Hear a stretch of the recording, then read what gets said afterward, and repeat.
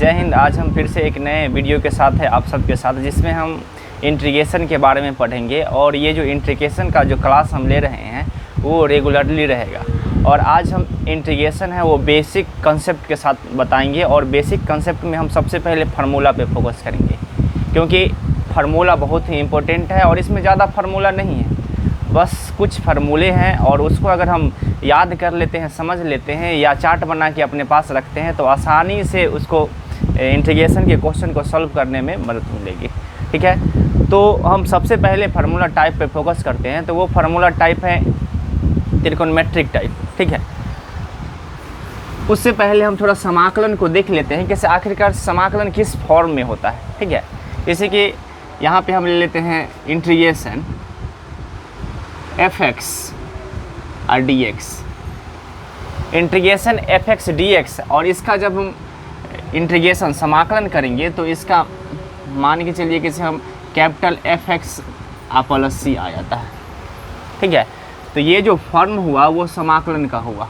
ये जो फॉर्म हुआ वो किसका? समाकलन का हुआ। यहाँ पे c कांस्टेंट है, और ये जो c कांस्टेंट है वो क्या होता है, कैसे होता है, ये हम लास्ट तक जरूर बता देंगे। ठीक है, तो सबसे पहले हम फार्मूला देखते हैं। तो फार्मूला देखने से पहले आप सब डिफरेंशिएशन ज़रूर पढ़े होंगे। अगर डिफरेंशिएशन नहीं पढ़े होंगे तो कमेंट बॉक्स में कमेंट कीजिए, उसका भी हम वीडियो लेके आएंगे। ठीक है, जो डिफरेंशिएशन पढ़े हैं तो उसी का उल्टा जो होता है फलन, उसी को हम इंटीग्रेशन कहते हैं। मतलब इंटीग्रेशन का दूसरा नाम प्रति अवकलज है। इंटीग्रेशन को मतलब समाकलन को प्रति अवकलज भी कहा जाता है। समाकलन को प्रति अवकलज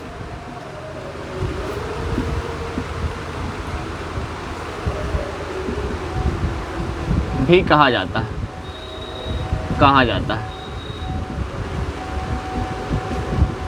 तो कहने का मतलब ये हुआ कि से हम कोई भी फलन का डिफरेंशिएशन कर दिए, और डिफरेंशिएशन से का अगर हम इंटीग्रेशन कर देंगे तो वो फलन फिर से प्राप्त हो जाएगा। ठीक है, तो सबसे पहले हम फार्मूला को देखते हैं। तो सबसे पहला फार्मूला टाइप हो जाएगा इंटीग्रेशन साइन x और dx। तो साइन का हो जाएगा माइनस कॉस x प्लस सी। यहाँ पे हम c दे रहे हैं, लास्ट में बताएंगे किस तरह क्यों होता है ये c। इंटीग्रेशन कॉस x और dx, तो कॉस का हो जाएगा sine x plus C. Integration sec square x dx, तो इसका हो जाएगा tan x plus C. Integration cosec square x और dx, ये हो जाएगा minus cot x plus C. Integration sec x into tan x और dx, तो इसका हो जाएगा सेक x प्लस सी। 6 को होना चाहिए, जिसमें 5 को पूर गया। एक और है integration cosec x into cot x dx, तो इसका हो जाएगा minus cosec x plus C. ठीक है, तो ये जो त्रिकोणमेट्रिक फंक्शन है और इसी का क्या है, इंटीग्रेशन का फार्मूला है। नेक्स्ट टाइप अगर हम देखेंगे तो वो हो जाएगा इन्वर्स वाला ले लेते हैं। इंटीग्रेशन 1/√1 माइनस एक्स स्क्वायर और dx, इसका हो जाएगा sine inverse x plus C. Integration 1/√1 minus x square dx, तो इसका हो जाएगा माइनस, यहाँ पे दे देते हैं cos inverse x plus C. Integration 1/1 plus x square dx, तो ये हो जाएगा tan inverse x plus C. Integration 1/1 plus x square, ये हो जाएगा minus cot inverse x plus C. Integration 1/x root under x square minus 1 dx, ये हो जाएगा sec inverse x plus C. Integration 1/x root under x square minus 1 dx, तो ये हो जाएगा minus cosec inverse x plus C. ठीक है, ये त्रिकोणमेट्रिक का और ये इन्वर्स त्रिकोणमेट्रिक का, और एक कुछ एक्स्ट्रा भी होते हैं, जैसे कि हो जाएगा एक ये x के पावर n, इंटीग्रेशन x के पावर n dx, तो ये हो जाएगा x के पावर n प्लस 1 बटे n प्लस 1 प्लस c। ये जो इंटीग्रेशन का फार्मूला है वो सबसे सुपर फार्मूला है, मतलब पूरा इंटीग्रेशन में अगर सबसे ज़्यादा यूज होता है तो इसी का है। फिर हो जाएगा 1 बटा x dx, तो ये हो जाएगा log x plus c। Integration e के पावर x dx, तो e के पावर x का e के पावर x ही होता है, e के पावर x प्लस c। ठीक है, लगभग मतलब कि अगर बेसिक कंसेप्ट अगर हम फार्मूला देखेंगे तो फार्मूला बेसिक कंसेप्ट में इतना ही है। ठीक है, इसका आप सब स्क्रीनशॉट ले सकते हैं। अब हम फोकस करेंगे, हम इसके फार्मूला को समझ गए हैं और फार्मूला को लिखवा दिए हैं, और ये फार्मूला को नोट करके इसको चार्ट बना के सामने साट लीजिए या इसको याद कर लीजिए तो और बेहतर रहेगा। ठीक है, तो इंटीग्रेशन का एक और पहचान है, ये हाथी वाला सुर लगा हुआ होना चाहिए फंक्शन में, हाथी वाला सुर। ठीक है, अगर हाथी वाला सुर कहीं पे नज़र आ जाए इसका मतलब वो इंटीग्रेशन टाइप क्वेश्चन है। ठीक है, तो सबसे पहले हम बोले थे कि इसे जो इंटीग्रेशन होता है वो डिफरेंशिएशन का उल्टा होता है। ठीक है, डिफरेंशिएशन का उल्टा होता है, ये बात को हम समझने की कोशिश करते हैं और साथ ही ये भी कोशिश करेंगे कि आखिरकार c क्या होता है। ठीक है, जैसे कि हम यहाँ पे एक फलन ले लेते हैं y equal to sine x, y equal to sine x.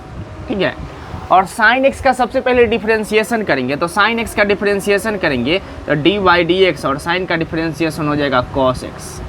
ठीक है, साइन का डिफरेंशिएशन मतलब कि एक फलन x y equal to sine x ले लिए, तो फलन का डिफरेंशिएशन मतलब साइन का डिफरेंशिएशन cos x हो गया। अगर cos का इंटीग्रेशन करेंगे तो साइन आ जाना चाहिए। ठीक है, तो इसको हम फॉर्म में लिख देते हैं cos x dx, तो फार्मूला में होता ही है cos का होता है इंटीग्रेशन sin x, लेकिन यहाँ पे c लग गया।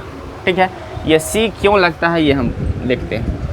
तो यहाँ पे देखिए कैसे ये साइन क्या है, फलन है, फलन हो गया फंक्शन, और ये जो साइन फलन का डिफरेंशिएशन है ये मतलब कि cos x डिफरेंशिएशन हो गया, अवकलन। जब हम अवकलन का इंटीग्रेशन कर दिए तो फिर ये साइन फलन ही प्राप्त हो गया, तो इसीलिए हम क्या कहेंगे, समाकलन मतलब कि समाकलन को डिफरेंशिएशन का उल्टा कहेंगे। ठीक है, अब हम थोड़ा सा देख लेते हैं आखिरकार c क्या होता है। जैसे कि यहाँ पे हम फलन ले लिए थे साइन। ठीक है, साइन फलन ले लिए थे, तो साइन फलन का अगर हम डिफरेंशिएशन किए तो cos प्राप्त हो गया, और cos का इंटीग्रेशन किए तो साइन प्राप्त हो गया, कोई दिक्कत नहीं है। लेकिन यहाँ पे अगर हम ले लेते हैं y equal to sine x plus 5, तो यहाँ पे फलन हो गया साइन एक्स 5 भी। ठीक है, और अगर इसका डिफरेंशिएशन करेंगे तो इसका डिफरेंशिएशन करेंगे तो साइन का हो जाएगा cos x, और यहाँ पे 5 का हो जाएगा 0, क्योंकि कांस्टेंट का डिफरेंशिएशन 0 होता है। ठीक है, तो एट लास्ट हम लिख सकते हैं d y d x equal to ये cos x। ठीक है, अब cos x का इंटीग्रेशन करेंगे तो हमको इतना आना चाहिए। ठीक है, तो यहाँ पे integration cos x dx, cos का इंटीग्रेशन कर रहे हैं, cos x का इंटीग्रेशन कर रहे हैं, तो यहाँ पे प्राप्त होगा sin x। ठीक है, और sin x तो प्राप्त हो गया, लेकिन हम डिफरेंशिएशन किए थे sin x प्लस 5, हम इतना आना चाहिए, तो ये कांस्टेंट के लिए हम c का उपयोग करते हैं, यही 5, तो कांस्टेंट कुछ भी हो सकता है, इसलिए हम यहाँ पे c का उपयोग करते हैं। ठीक है, ये c क्या है, यहाँ पे कांस्टेंट है। ठीक है, अब हम कुछ एक्सरसाइज का क्वेश्चन है उस पर फोकस करते हैं, देख लेते हैं डायरेक्टली। 7.1 हम एनसीईआरटी को फोकस कर रहे हैं, और एनसीईआरटी में जो सेकेंड वॉल्यूम है, सेकेंड बुक है, उसका 7.1 का पहला क्वेश्चन है यहाँ पे sin 2x। sin 2x का समाकलन या प्रति अवकलज ज्ञात करना है, तो सबसे पहले इसको हम क्या करेंगे, सजा देते हैं, मतलब जो प्रोसेस है उस पर इसको बैठाएंगे। तो sin 2x है तो इसको हम लिख देते हैं, माना कि I equal to integration sine 2x dx। अब देखने में ये अच्छा भी लग रहा होगा, साइन 2x है, इसको हम इंटीग्रेशन फॉर्म पे बैठा दिए हैं, तो ये हो गया I equal to integration sine 2x dx। और यहाँ पे हम देखते हैं कि साइन x का डिफरेंशिएशन क्या होता है, माइनस कॉस x, क्या होता है, माइनस कॉस, और जो थीटा है तो 2x। इसमें नियम होता है कि इसे x के कोफिशिएंट से भाग देना, तो यहाँ पे x का कोफिशिएंट 2 है तो 2 से भाग दे दिए, और c लगाना फिक्स है क्योंकि कोई भी कांस्टेंट फलन का डिफरेंशिएशन और फिर इंटीग्रेशन हो रहा होगा, ठीक है, इसलिए यहाँ पे हम c दे दिए। तो पहला क्वेश्चन इस तरह हो जाएगा। दूसरा का क्वेश्चन अगर हम देखते हैं तो cos 3x है, तो सेम इसी तरह हम क्या करेंगे, मान लेंगे, माना कि I equal to integration cos 3x dx, बस, तो I इक्वल टू हो जाएगा cos का इंटीग्रेशन होता है sin x, यहाँ पे दे देंगे sin 3x, और sin 3x और x का कोफिशिएंट 3 है तो 3 से भागा प्लस c हो गया। बहुत ईजी, मुमकिन असंभव कुछ भी नहीं है। अगर आप ठीक से कोई भी चीज़ को पढ़ना चाहें और कुछ कंसेप्ट प्लस में फार्मूला को लेके चलेंगे तो कुछ भी चीज़ों को आसानी से समझा जा सकता है, ठीक है। इसी तरह 3 नंबर क्वेश्चन है e के पावर 2x, ये भी हो जाएगा। 4 नंबर है a प्लस b का होल स्क्वायर, तो ये भी हो जाएगा, x के पावर n वाला फार्मूला पर बैठा देंगे। एक हम 5 नंबर क्वेश्चन को देख लेते हैं। 5 नंबर क्वेश्चन बोल रहा है sin 2x माइनस 4e के power 3x,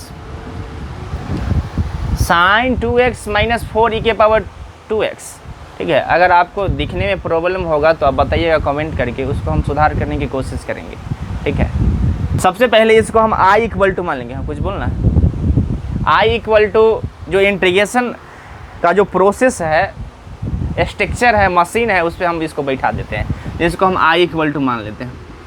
integration sin 2x minus 4e के पावर 3x dx। ओह, इसमें कुछ नज़र आ रही है। अब तक हम जो इंटीग्रेशन बताए हैं उसमें पदों की संख्या एक था, एक टर्म था, लेकिन इसमें 2 टर्म है, तो 2 टर्म है तो कुछ सोचने की बात नहीं है। इसको हम 2 टर्म के रूप में इंटीग्रेशन फॉर्म बैठा देंगे, ठीक है। इसको हम लिख देंगे I equal to integration sine 2x dx, minus का माइनस, फिर 4e के पावर 3x dx, ठीक है। बस आगे बढ़ाते चलेंगे।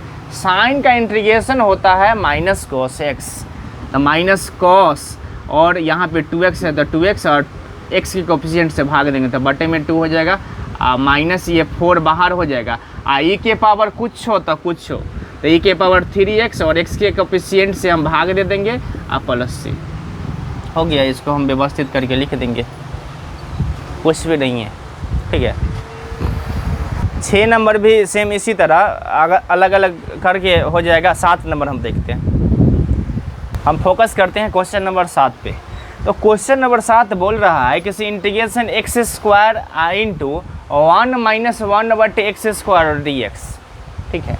तो सबसे पहले इंटीग्रेशन का जो फॉर्म दिया हुआ रहेगा, अगर टूटने वाला है तो उसको हम सबसे पहले तोड़ देंगे, ठीक है। इसको हम I इक्वल टू मान लेते हैं, माना कि I equal to integration x² 1 minus 1/x² और dx, ठीक है।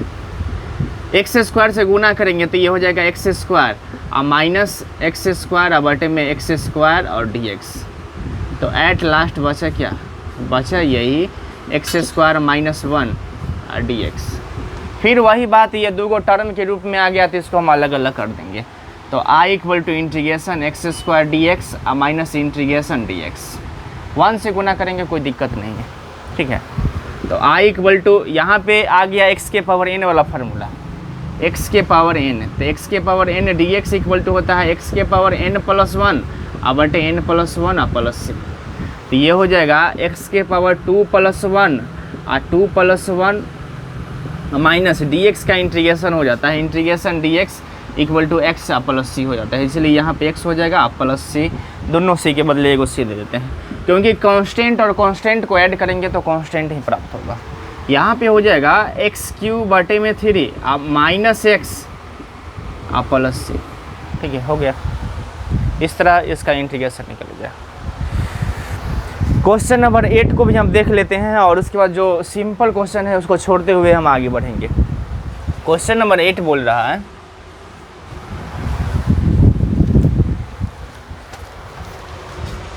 Integration ax² plus bx plus c और dx, इसको हम i इक्वल टू मान लेंगे। i equal to integration ax² plus bx plus c। और घबराना नहीं है, बस वही नियम टर्म में तोड़ने की कोशिश करेंगे और इंटीग्रेशन के फार्मूला पर लाएंगे, ठीक है। तो जब हम टर्म में तोड़ेंगे तो ये हो जाएगा i equal to integration ax² dx integration bx dx और इंटीग्रेशन c dx। अलग अलग तोड़ेंगे। कांस्टेंट वाला को सुविधा के लिए हम सबसे पहले बाहर कर देंगे, तो यहाँ पे a x² dx और b बाहर कर देंगे तो x dx और c बाहर करेंगे तो ये dx। एकदम पता चल रहा होगा क्या चल रहा है। यहाँ पे हो जाएगा i a और यहाँ पे x के पावर n वाला फार्मूला, ये x के पावर n, तो हो जाएगा x के पावर 2 + 1 और 2 + 1 b x के पावर यहाँ पे कुछ नहीं, इसका मतलब 1 है, तो 1 + 1 और 1 + 1 c और dx का हो जाएगा x प्लस c दे देते हैं। तो i इक्वल टू हो जाएगा a x³ और बटे में 3 b x² और बटे में 2 और ये cx प्लस c आंसर। कोई दिक्कत नहीं है, ठीक है। इस तरह क्वेश्चन नंबर 8 तक हम सॉल्यूशन दे चुके हैं। आप इस